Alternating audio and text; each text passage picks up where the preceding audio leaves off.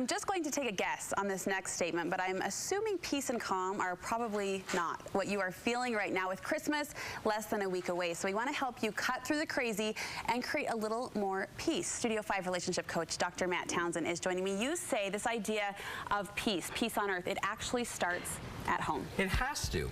Well, and it usually starts with you, not me. We don't ever want to bring it back to us, but it has to start at home. If nobody starts it at home, what kind of peace will there be?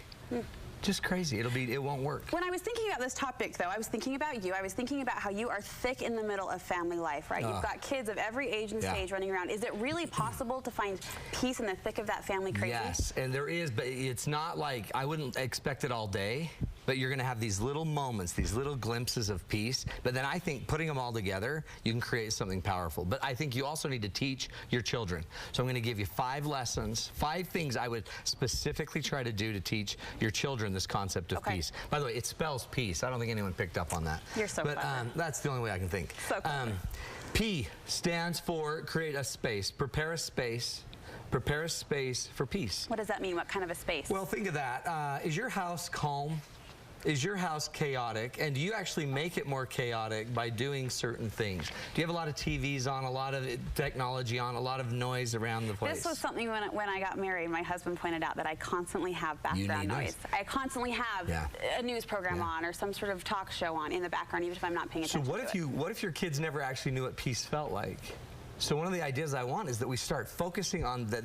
Peace has to take place in a space. That space can be your house, that space can be your head, that space can be your heart. So we want to start showing our kids what a peaceful heart feels like. We want to start showing them what a peaceful house feels like. So when you if you start to intentionally focus on a feeling of peace and then point out the feelings and notice when we're having it, like we had a family meeting the other night, and as we're sitting there and it was so peaceful and everyone felt good and no one was throwing a ball and no one was crying, we just point out, do you notice what we're feeling right now?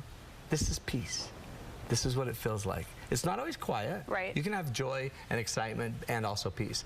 So prepare the space. But you're kind of saying there needs to be moments of quiet where the TVs are off and maybe the electronics are turned down or turned off. And maybe where you're not always asking a bunch of questions and driving towards some goal and having some, some expectation of your children. Maybe you could just relax. Space to just be.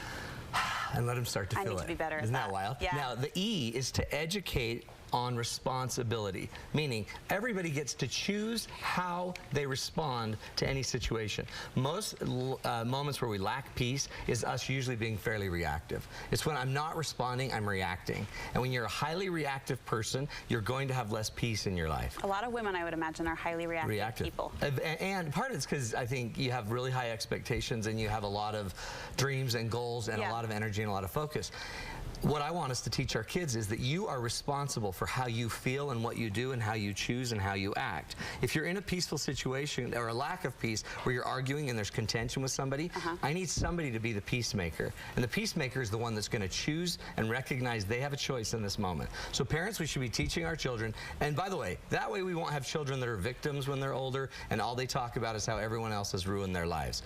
Everyone gets to respond whether they want peace now or not. Okay, we can't blame our brother for why I'm not feeling peace today. And it's interesting you use the word peacemaker because I think every family, thankfully, is blessed with a peacemaker, right? One child or one person who can create that calm. And I had a girlfriend telling me that her 4-year-old is actually the peacemaker in her home, and she watches and learns from that 4-year-old constantly. Now, guess what? My peacemaker left the country on an LDS mission. So we have no peacemaker. No peace. It's a big deal, but you know when they're gone, okay? So remember, educate, create a space, educate that we're responsible, accept what happens in life. I think you say this is actually the hardest I think this is the biggest one we've got because most of our contention and lack of peace is because we won't accept life. We won't accept a snowstorm that slows us an hour and a half down. We don't accept it. And when we don't accept it, we have an hour and a half drive with no peace. And literally, I had an hour and a half drive today with no peace to get here to the studio. Normally, it's 20 minutes. Normally, it's 19 minutes. An hour and a half later, though, but I noticed 30 times during the drive, I had to choose peace. Deep breath. Big deep breath and just accept what's happening. We have to accept that our husband isn't like us. We have to accept that our wife doesn't always want to touch. We have to accept that our children aren't always going to be straight A's. We have to accept life. And when you finally will accept it, you can actually feel something. and the peace starts to settle in, then I'm responsible. So notice, I'm responsible to accept my life. Now, I can improve it, but first I have to accept what it is. And I think one of the reasons we struggle with people, so many of us feel like we're not accepted. We're not accepted by our spouse because they always want to change us. We're not accepted by our friends because they always want us to do something and we don't want to do it. So that creates the contention and the lack of peace. And you talk about this acceptance, and it speaks to the most powerful kind of peace, and that's inner peace, right? Yeah, because totally.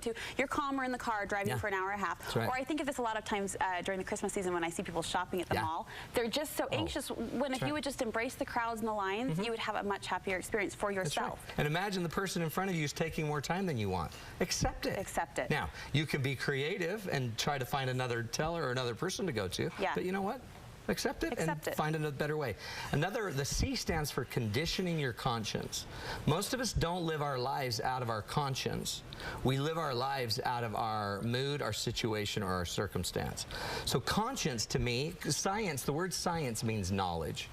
So if you make a decision with knowledge, your conscience, conscience means with knowledge. What knowledge are we using when we use our conscience? I believe we're using our knowledge of what's right and wrong, our value system, our beliefs. So when I make a decision, and I'm always trying to make my decision from my conscience, my conscience is what's going to bring me peace. Not my partner, not my situation, and not my mood for the day. And when you say condition your conscience, that means it kind of, in my opinion, insinuates that practice and getting better at it and getting it and exercising it so that muscle grows. So when I'm stressed, driving in the middle of a snowstorm, and I'm starting to feel the tension and a lack of peace, I could just get mad, whatever, ignore it, but I go to my conscience and I ask myself a simple question. What's the most important thing I can do right now to feel peace? How can you help kids tap into that? Teach it. Talk about it. When they're starting to have a moment where they're reacting and starting to be mad at each other, recognize them. Remember, we talked about that we get to choose how we respond right now. And remember, we talked about our conscience and how our conscience helps us know what to do. So let's just take a big deep breath. Great. What's the most important thing we could do right now in this situation with your brother to have peace? And then, but the kids will never get it if we never talk about it. Right? They'll never get it if we don't talk about it. We are to E. E means express the positive feelings. So when you start to see the positive, peaceful moments, you need to talk about them. If I were you, I would bring up more of the peaceful moments of the day. I'd go around the table and have everyone at the family say, good, everybody tell us one thing that was incredibly positive and peaceful today. And I want everyone to draw in and start noticing when they felt peace. By the way, that's how you condition the conscience too.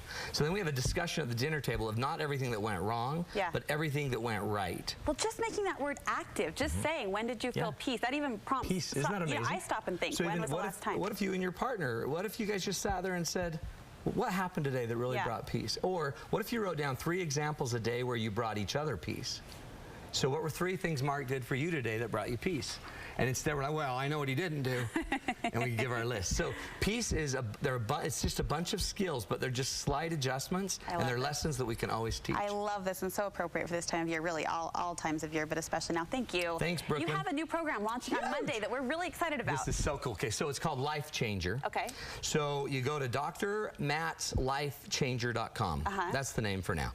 We're launching it Monday, but what it is it's a 6-minute video with questions and activities that you do after. So you'll learn a little bit maybe about growing socially, or growing physically, or growing emotionally, or growing spiritually, or growing financially. And you're just going to learn a quick little video from me, and then about 4 questions that will prompt you to create your own plan for the day. Awesome. And then over the month, you're going to work over these 6 areas, and you're going to create growth and productivity. So go check it out. DrMattsLifeChanger.com. Dr. Matt's Life Changer. Can't wait to check it out. Merry Christmas. Brooklyn. Thank you. You too.